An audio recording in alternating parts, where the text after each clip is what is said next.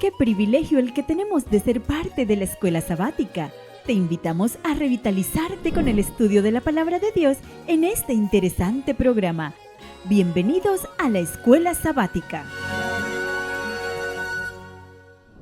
Buenos días hermanos, qué alegría estar con ustedes nuevamente hoy 22 de enero, así que estamos felices, miren cómo pasa el tiempo ya entrando a la cuarta lección de esta semana, qué bonito, así que bienvenidos, ustedes nos alegran el corazón realmente y sabemos que es una bendición para ustedes, tanto para nosotros el que estemos juntos en esta programación. Voy a invitarles a que oremos. Maravilloso y eterno Dios, estamos delante de ti, presentando nuestra vida, presentando todo nuestro ser. Por favor, Señor, tómanos en tus manos como enteramente tuyos. Y que este programa, Señor, bendiga a mucha gente que lo ha de ver. Que sea para ellos un momento en el cual su vida espiritual pueda crecer y acercarnos a ti. Gracias por cuidarnos en el nombre de Jesús. Amén. Sigue disfrutando de la escuela sabática de Nuevo Tiempo Honduras, llevando esperanza. Vamos a entonar un himno lindo, maravilloso, que realmente nos motiva. Se titula Todas las promesas. Es el himno 412, así es que vamos a cantar todos con gozo y con alegría.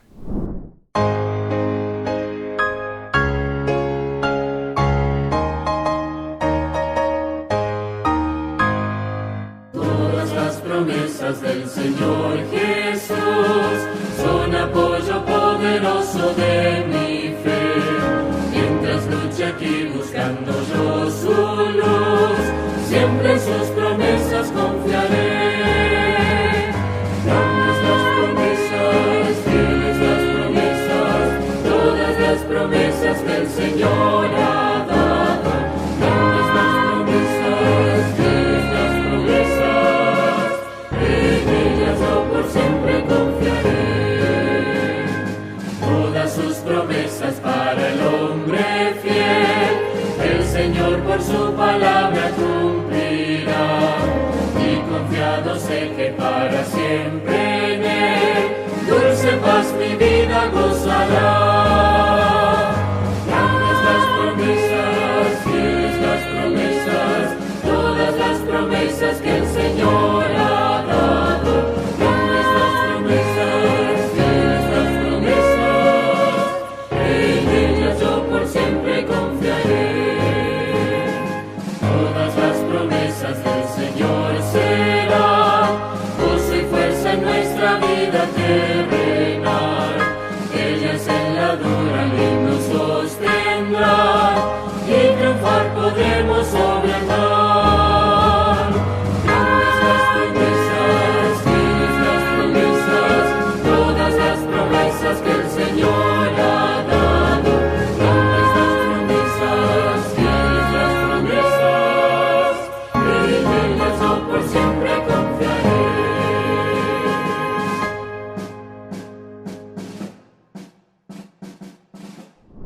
Una vez más, vamos al misionero de esta semana, esa historia fabulosa, maravillosa que usted y yo estamos esperando. Así que pongamos muchísima atención porque es el momento para la historia misionera.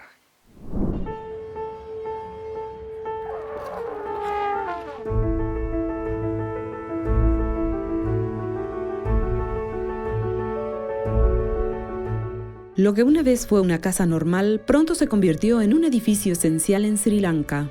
Gracias a la ofrenda del 13º sábado de 1959, la Iglesia Adventista de Sri Lanka compró un terreno con una casa en Kandy, una ciudad de provincia central en Sri Lanka. El sueño era comenzar la obra médica tan necesaria.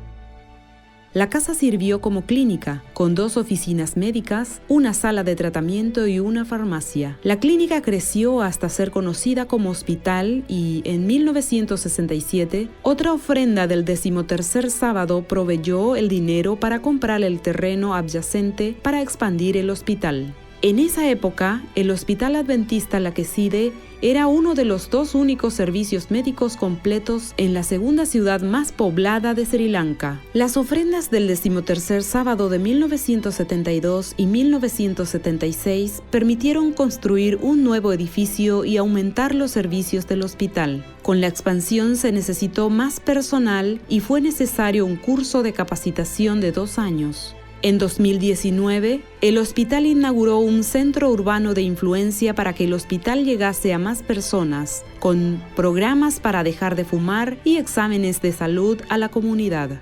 Es un lugar inclusivo para todos, sin importar religión o situación económica. A muchos trabajadores del hospital y pacientes que no son adventistas les encanta ser parte de las actividades. Desde el año pasado, un grupo de 30 personas adora cada sábado en la capilla del hospital. 10 ya han completado los estudios bíblicos y esperan ser bautizadas. Todo esto ha sido posible porque usted apoya la ofrenda del 13º sábado. Desde la primera ofrenda, en 1959, Dios ha guiado a este grupo para difundir el mensaje de esperanza en Sri Lanka. Este trimestre, usted puede ayudar a proyectos como este. Gracias por sus oraciones y apoyo a la ofrenda del 13º sábado. Bien, estamos llamando a nuestros niños para que por favor se pongan sentaditos, cómodos y atentos, porque tenemos para usted el rincón infantil. Así que, niños, pongan muchísima atención porque es un momento para ustedes.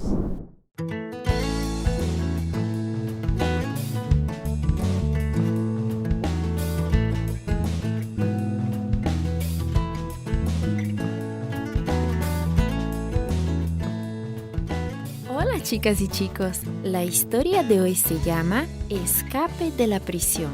El versículo para memorizar está en Hechos capítulo 4, versículo 12 que dice: En ningún otro hay salvación, porque en todo el mundo Dios no nos ha dado otra persona por la cual podamos salvarnos. El mensaje es: en la iglesia aprendemos que Jesús es lo más importante. Era demasiado.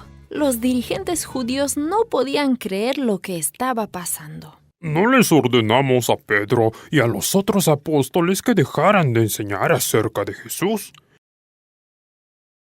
Pero siguen enseñando, y ahora hasta hacen milagros. Multitudes de enfermos vienen cada día a la ciudad y todos son sanados. Los dirigentes judíos estaban muy enojados. El sumo sacerdote y los saduceos pensaron que debían detener el trabajo de los apóstoles, así que los arrestaron y encarcelaron. Pensaban que eso les iba a dar tiempo a los apóstoles para pensar. Tal vez con eso dejarían de hablar acerca de Jesús. Tenían que dejar de decirle a la gente que Jesús había resucitado de los muertos. Los saduceos no creían que alguien pudiera volver a la vida. Tampoco creían en los ángeles. Dios seguramente se sonrió al conocer sus planes. Esa noche envió a un ángel para que sacara de la cárcel a los apóstoles. El ángel les dijo: Regresen al templo a decirle a la gente todo acerca de esta nueva vida en Jesús. Por supuesto que los apóstoles obedecieron con mucho gusto. Muy temprano en la mañana fueron al templo y comenzaron nuevamente a enseñar. Pero otros estaban también muy ocupados esa mañana. El sumo sacerdote y los saduceos llamaron a todos los dirigentes importantes para una reunión. Entonces enviaron órdenes a la cárcel para que les trajeran a Pedro y a Juan. Muy pronto regresaron los hombres a quienes habían enviado con la orden. Estaban llenos de temor. Encontramos la celda muy bien asegurada, con los guardias en la puerta, pero no hallamos a nadie adentro. Los dirigentes menearon la cabeza. ¿Y ahora qué? Después les llegaron noticias de la calle. ¡Miren! Los hombres que pusieron en la cárcel han regresado a enseñar en el atrio del templo. Rechinando los dientes de enojo, los dirigentes enviaron más hombres al templo para arrestarlos. Cuando los apóstoles finalmente estuvieron delante de los dirigentes, el sumo sacerdote les lanzó una mirada de enojo. Les dimos órdenes estrictas de no enseñar en el nombre de Jesús. Ustedes han llenado a Jerusalén de sus enseñanzas y están tratando de hacernos culpables de la sangre de este hombre. Deben dejar de hacerlo. Los apóstoles contestaron sencillamente: Debemos obedecer a Dios antes que a los hombres. El Dios de nuestros padres resucitó de los muertos a Jesús, ese mismo Jesús que ustedes mataron colgándolo de una cruz. Dios lo ha hecho príncipe y salvador. Él le dará a Israel arrepentimiento y perdón de sus pecados. Los dirigentes temblaban de enojo. Realmente deseaban matar a los apóstoles, pero no podían.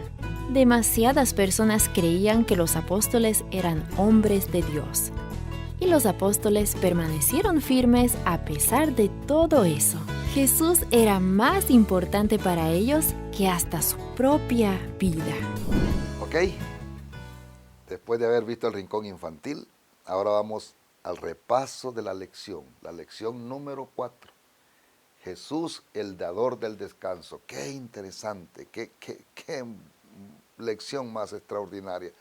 Así que deleítese, porque en este momento el pastor Bullón se la va a explicar de la mejor manera. Ponga mucha atención.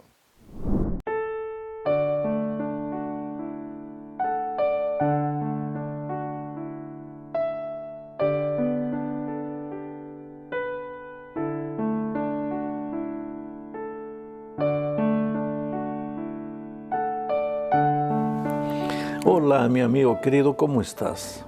Mira, mientras vivamos en esta tierra, habrá momentos felices, alegres, la familia está reunida, hay pan en la mesa, todo es regocijo, todo es júbilo, motivo de gratitud a Dios. Pero mientras caminemos en el desierto de esta vida, también habrá momentos de tristeza, de dolor, de lágrimas, de impotencia, momentos en que tú miras para todos los lados y no ves salida para tu problema. Acabo de recibir el pedido de una señora que llegó aquí al ministerio, contando un drama tremendo. Dice que el esposo se fue y ella reconoce, dice: pastor, la culpable soy yo, es mi carácter, soy muy explosiva, me irrito por cualquier cosa. Bueno, esta señora fue y visitó al esposo, lo encontró, le dijo: mira, dame una oportunidad, yo te prometo que mi vida va a cambiar, que voy a ser una mujer diferente, voy a ser la mujer de la cual tú te enamoraste un día. Y él simplemente le dijo: mira, ya te di tantas oportunidades, yo tengo derecho a ser feliz, yo no puedo convivir más contigo. Y la mujer está desesperada y dice: pastor, ¿qué hago con este carácter con el que nací? ¿Qué es lo que Dios puede hacer por mí?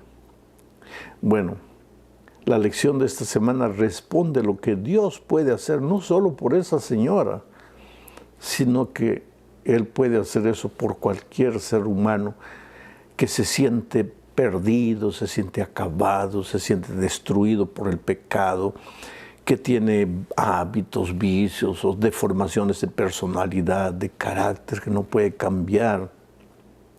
Otro día un señor me dijo: mira, ya consulté tanto a los psicólogos, ya hice tantas terapias de psicoanálisis, reuniones, sesiones de psicoanálisis, nada cambia, sigo igual. El dolor está por dentro, la herida está por dentro. ¿Qué es lo que puede hacer Dios por nosotros? Bueno, la lección de esta semana responde, porque aunque fue escrita la epístola a los hebreos en tiempos antiguos, sus lecciones valen para nosotros hoy, ya lo dije muchas veces. Entonces, con esto en mente, queridos, vamos a la lección número 4 para el 22 de enero del año 2022. El título de la lección es Jesús, nuestro hermano fiel. La semana pasada estudiamos parte del capítulo 1, donde Pablo dice que en estos postreros días Dios nos ha hablado por el Hijo, y que ese Hijo es el reflejo del carácter de Dios, es el reflejo de la gloria de Dios. Y leímos también una cita de la sierva de Dios, donde ella dice que el más extraordinario mensaje que podemos predicar a las personas que no conocen a Jesús es una revelación de su carácter en nosotros. Pero ahora viene esta buena señora que escribió hablando de su carácter, y dice que ella se ha esforzado para cambiar carácter, pero no puede. Ahora, ¿qué tiene que ver el drama de esta señora y el drama de mucha gente con esta lección? Pues veamos, porque esta semana vamos a entrar al capítulo 2 de Hebreos, y veamos por qué Jesús se hizo hombre. En la primera parte de la lección de esta semana tiene como subtítulo el hermano como redentor. Y esto nos remite al Antiguo Testamento, donde existía la fiesta del jubileo. ¿Qué era la fiesta del jubileo? Es que en todos los tiempos hubo personas que por un motivo o por otro se metieron en deudas y después pues no consiguen salir de las deudas y no saben qué hacer para pagar a las deudas. Hoy mismo hay gente que debe a una tarjeta de crédito, que debe a un amigo y no sabe qué hacer. Tú sabes que mucha gente hasta se quita la vida porque no puede pagar sus deudas. En la Biblia encontramos una experiencia en los tiempos del profeta Eliseo, de una mujer cuyo esposo había muerto dejándola con tantas deudas y la pobre no podía. Bueno, en Israel antiguamente, en los tiempos antiguos, también había gente pues endeudada que no sabía qué hacer. En Israel también. Entonces, esas personas, Dios es sabio, Dios no tiene que ver solo con la vida espiritual. Él se interesa en tus luchas, en tus deudas, en tu falta de empleo, en lo que estás sintiendo, los dramas de tu casa, tu familia, en fin. Dios proveyó esa fiesta llamada el jubileo, que se realizaba cada 50 años. En el año del jubileo, ¿qué sucedía? Todos los endeudados eran perdonados de su deuda. La deuda quedaba a cero, la vida financiera a cero. Se les devolvía las casas que habían hipotecado. A veces ellos mismos se habían ofrecido como esclavos. En el año del jubileo todo eso se perdonaba. Estaban a cero. Ahora, si antes de que se cumplieran los 50 años, porque 50 años es casi toda una vida, si antes de ese tiempo, de los 50 años, apareciese un hermano, un familiar de sangre, y dijese, yo voy a pagar la deuda de este mi primo, de este mi hermano, dígame cuánto está debiendo que yo pago. Entonces, ese hermano era el hermano redentor. Él pagaba la deuda del familiar, el familiar quedaba libre porque el hermano había pagado lo que él debía. Ahora mira cómo Pablo, en la epístola a los Hebreos, usa la figura del hermano redentor para decir que nosotros estábamos en pecado, estábamos vendidos al diablo por causa de nuestra desobediencia. Nuestra vida no era una vida plena, era una vida de esclavitud y sin embargo el hermano mayor Cristo vino y nos redimió. Voy a leer el texto. Mira lo que dice Hebreos capítulo 2, versículos 14 y 15. Así que, por cuanto los hijos participaron de carne y sangre, se está refiriendo a nosotros, Él también, y ahora se está refiriendo a Jesús, Él también participó de lo mismo. ¿De qué? De carne y sangre. Quiere decir, Jesús se hizo un ser humano como nosotros. Y Pablo sigue diciendo, para destruir por medio de la muerte al que tenía el imperio de la muerte. ¿Quién tenía el imperio de la muerte? El diablo. Esto es al diablo, explica el propio Pablo. Y en el versículo 15 dice, y librar a todos los que por el temor de la muerte estaban durante toda su vida sujetos a servidumbre, a esclavitud. Por causa de nuestro pecado nosotros estamos sujetos a servidumbre, a esclavitud. Oh, querido, es que la vida, cuando tú no tienes a Cristo como Salvador, como Redentor, tu vida puede, desde tu punto de vista humano, te puede parecer hasta feliz, que todo te va bien. No te va bien. Eres un pobre esclavo o del cigarro, o de la droga, o de la bebida, o de alguna pasión escondida, o de algún sentimiento que no puedes arrancar de tu corazón. Eres víctima y un pobre esclavo o de tu orgullo, o de tu codicia, o de tu envidia, o de tus celos, de las deformaciones del carácter. Eres un pobre esclavo. Y una vida así no puede ser feliz de ninguna manera. Pero Jesús dice aquí el texto, se hizo hombre. Se hizo hombre de carne y sangre, así como nosotros. Vino al mundo. ¿Para qué? Para pagar nuestra deuda, porque nosotros estábamos esclavizados por el mal. Y pagó nuestra deuda con su muerte, porque quien tenía que morir por causa del pecado éramos nosotros. Jesús vino y nunca cometió un pecado, por lo tanto Él no tenía por qué morir, pero Él murió para pagar nuestra deuda, porque nosotros sí habíamos pecado y estábamos destituidos de la gloria de Dios. Ahora, ¿sabes por qué el Señor Jesucristo tuvo que hacerse un ser humano, un hombre de carne y sangre como nosotros? Porque como Dios, Él no podría morir. Y la paga del pecado era la muerte. Y el ser humano tenía que morir. Pero Dios, si viniese como Dios, no podría morir. Entonces tuvo que tomar la forma humana y ser participante de la sangre y de la carne para morir y con su muerte pagar nuestro pecado. ¡Qué extraordinario amor! Solo que, querido, quiero que entiendas que si Jesús murió y tú aceptas el sacrificio de Jesús en tu favor, pues ya no tienes por qué vivir esclavizado. Ya no tienes por qué sentirte asfixiado por las garras del enemigo, aunque las garras del enemigo sean tu propio carácter. Jesús puede cambiar tu ser por completo. Un ejemplo, Juan llegó a Jesús como el hijo del trueno, explosivo, rabioso, iracundo, y cuando lo encontramos en la isla de Patmos ya viejito, el discípulo del amor. ¿Cómo es que el hijo del trueno se transforma en el discípulo del amor? Es que él entendió que Jesús había venido y lo había rescatado y ya no tenía por qué continuar viviendo como esclavo. Vamos a la segunda parte de este estudio. Jesús no solo se hizo nuestro hermano mayor, Él se hizo un hermano nuestro que no tiene vergüenza de nosotros. Eso es lo que dice Hebreos 2:11. Leo. Porque el que santifica, ¿quién es el que santifica? Está hablando de Jesucristo aquí. Porque el que santifica y los que son santificados, ¿quiénes son los que son santificados? Nosotros. Porque el que santifica y los que son santificados, de uno son todos. ¿Y quién es ese uno? Dios el Padre. Por lo cual no se avergüenza de llamarlos hermanos. Sabes, para entender este texto tenemos que volver a la lección número 1. Ya dijimos que Pablo escribió para una iglesia que estaba sufriendo, una iglesia perseguida. A los judíos que aceptaron el cristianismo, sus familiares tenían vergüenza de ellos, sus amigos los rechazaron, perdieron sus propiedades, muchos de ellos estaban encarcelados, porque aceptar a Jesús y vivir por Él no es fácil.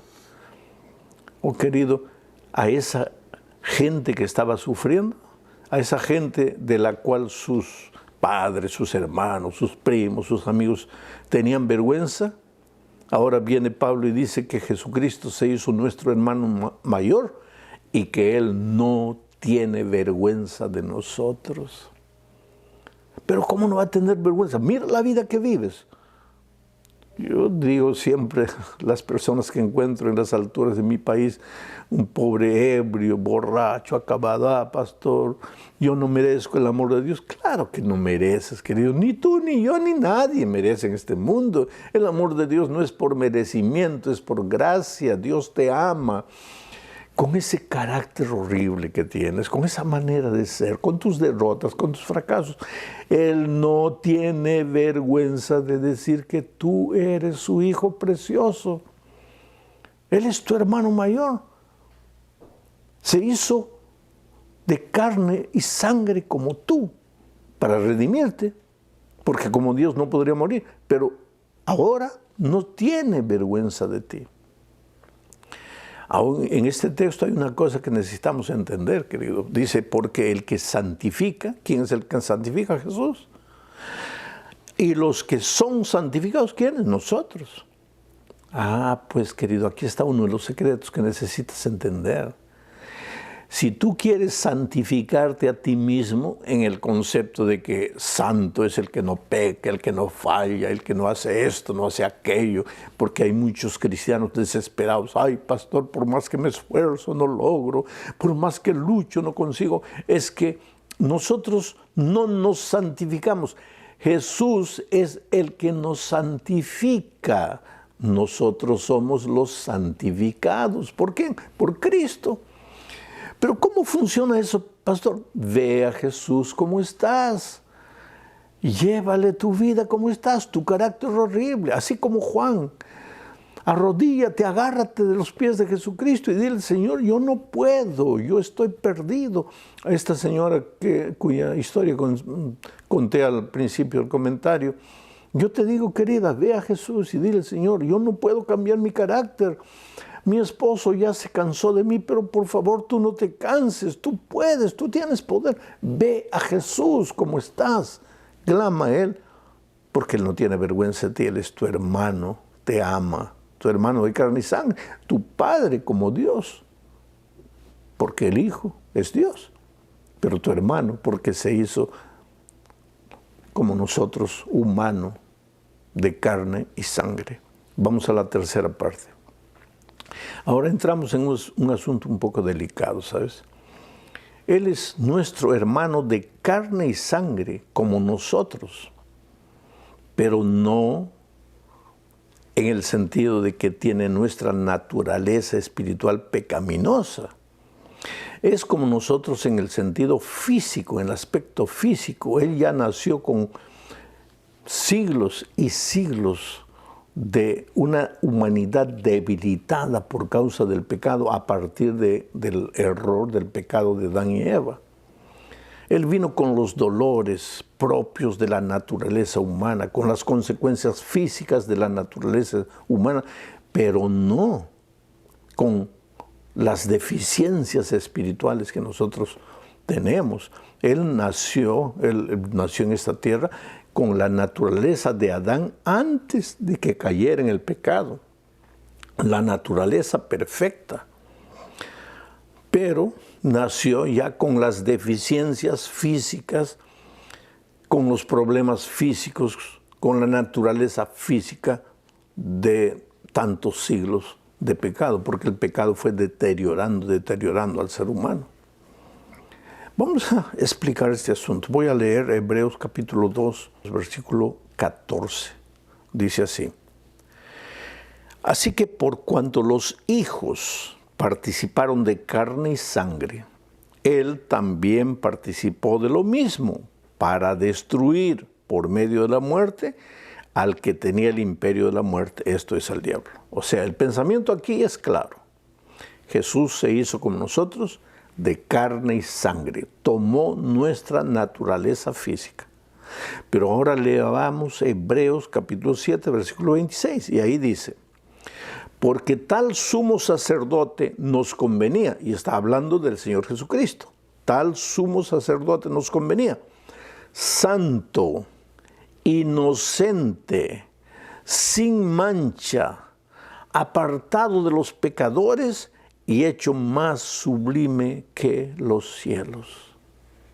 Oh querido, nosotros, tú y yo y todos los seres humanos, después de la caída de nuestros primeros padres, llegamos al mundo trayendo naturaleza pecaminosa, la tendencia a pecar.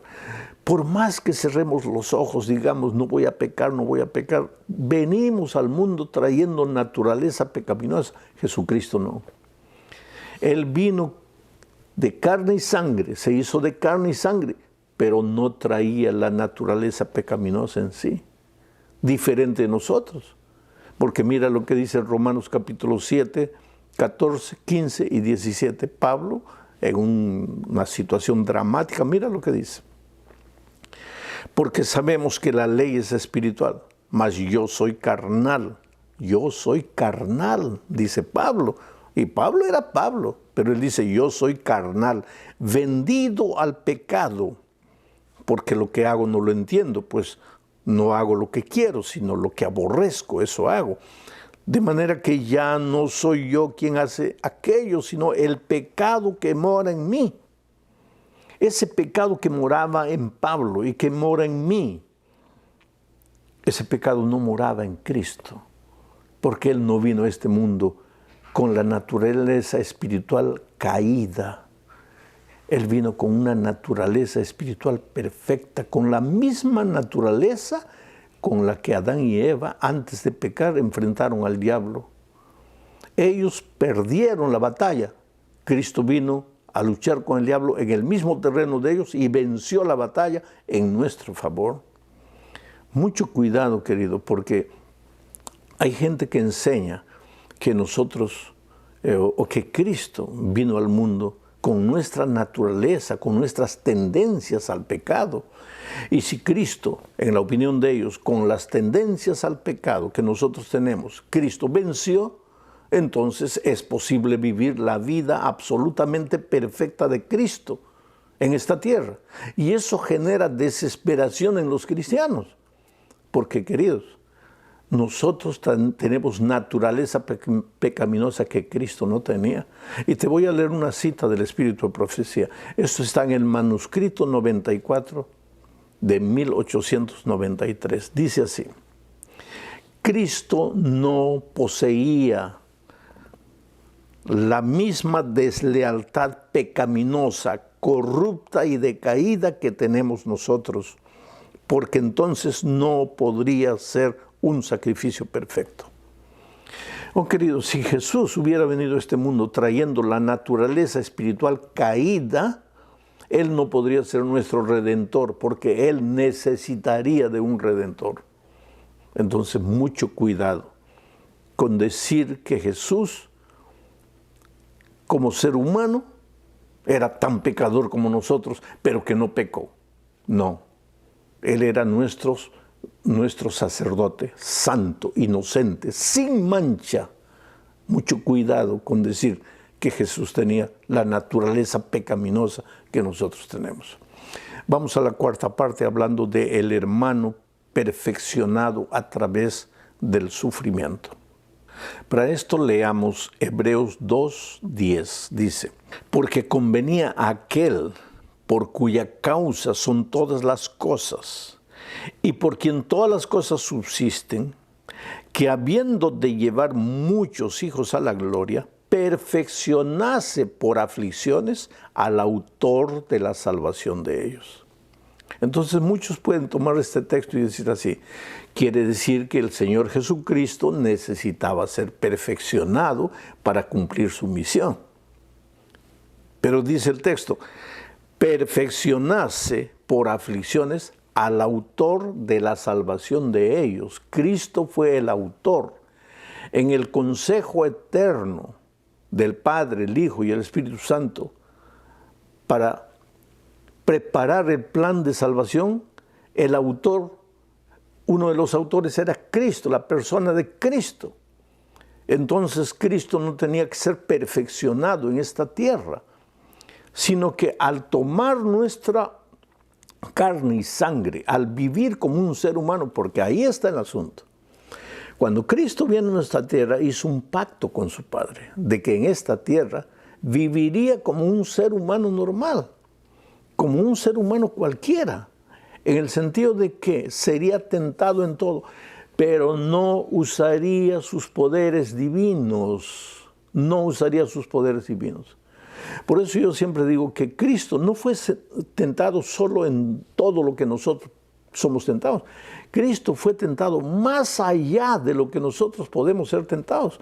Porque además de todas las tentaciones que nosotros podemos tener, Cristo tuvo una tentación que tú ni yo podemos tener, que es la tentación de usar sus poderes divinos. Tú y yo no tenemos esa tentación porque no tenemos poderes divinos. Pero si Él en esta tierra usase sus poderes divinos, el diablo podría acusarlo diciendo que Él estaba viviendo en esta tierra usando sus poderes de Dios. No, se estaba disfrazando de hombre, pero no era hombre. Querido, Dios se hizo en Cristo plenamente hombre, sin pecado, sin la naturaleza pecaminosa humana, pero plenamente hombre. y sin embargo continuó siendo plenamente Dios. Pero como hombre no usó nunca sus poderes de Dios, y el diablo quería que los usase. Por eso en el desierto dice, si eres hijo de Dios, si eres hijo de Dios, si eres hijo de Dios, prueba, usa tu poder de Dios, usa tu poder de Dios. Jesús no usó sus poderes divinos. Vino a esta tierra para mostrarnos el camino de la obediencia. Ese es el último pensamiento que después vamos a estudiar, pero mucho cuidado, querido. Hay una cita del Espíritu de Profecía que voy a leer, está en el Comentario Bíblico Adventista, página volumen 5, página 1102. Es la carta 8 de 1895 y dice así: sed cuidadosos, sumamente cuidadosos, en la forma en que os ocupáis de la naturaleza de Cristo.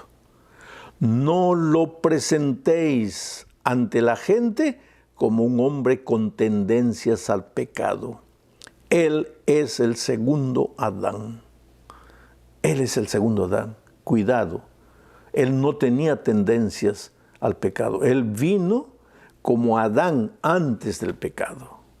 Él es el segundo Adán. Adán fracasó, Cristo venció al diablo en el mismo terreno. Ahora nosotros ya venimos al mundo trayendo la naturaleza pecaminosa. Entonces puede decir, pastor, entonces Jesús tenía ventaja sobre nosotros. No. Recuérdate que Él vino a este mundo y no usó sus poderes divinos para no caer.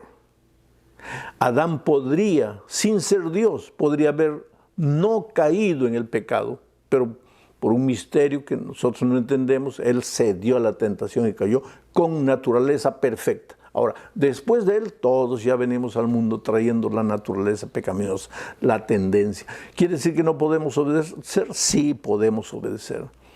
Y justamente esa es la última parte del comentario de esta semana. El Señor Jesús como nuestro hermano y modelo. Para eso leamos Hebreos capítulo 11, versículos 1 y 2. Dice así: por tanto, nosotros también, teniendo en derredor nuestro tan grande nube de testigos, despojémonos de todo peso y del pecado que nos asedia y corramos con paciencia la carrera que tenemos por delante, puesto los ojos en Jesús, el autor y consumador de la fe, el cual por el gozo puesto delante de él, sufrió la cruz, menospreciando el oprobio, y se sentó a la diestra de Dios. ¿En qué sentido Jesús fue nuestro modelo?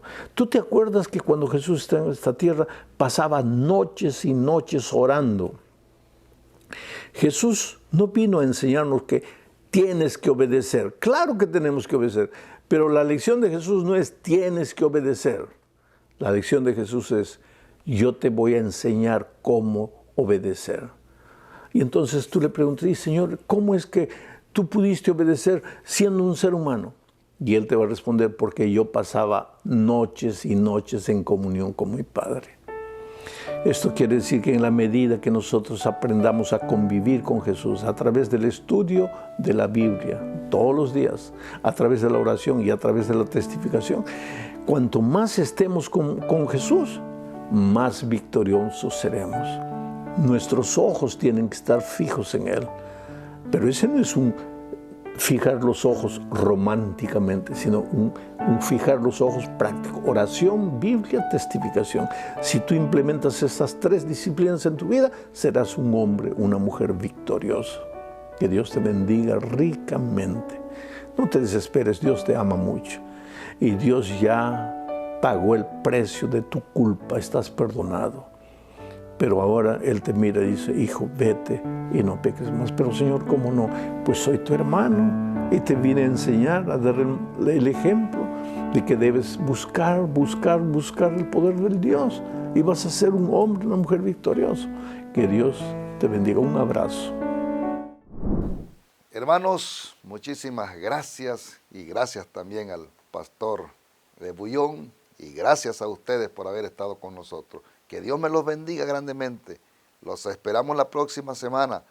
Vamos a hacerlo con una oración porque el día de hoy ya hemos terminado, pero queremos poner siempre nuestra vida en las manos de Dios.